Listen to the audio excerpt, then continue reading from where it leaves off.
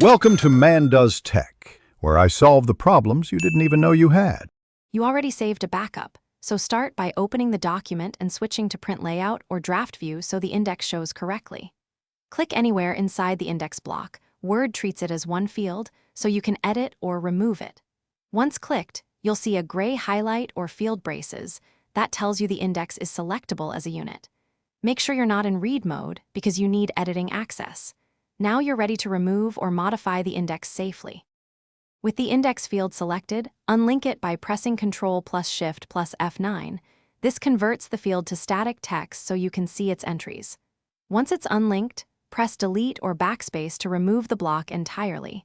If you prefer keeping the text before deletion, copy it to the clipboard first. After deletion, check surrounding headings and page breaks to ensure layout didn't shift. If anything looks wrong, immediately press Ctrl plus Z to undo and try again with a backup open. After removing the index, update remaining fields so page numbers and references refresh. Select all with Ctrl plus E and press F9. If the index reappears after saving, inspect for hidden fields, link templates, or macros that auto-generate it and remove those sources. Make sure styles or indexing switches weren't reapplied.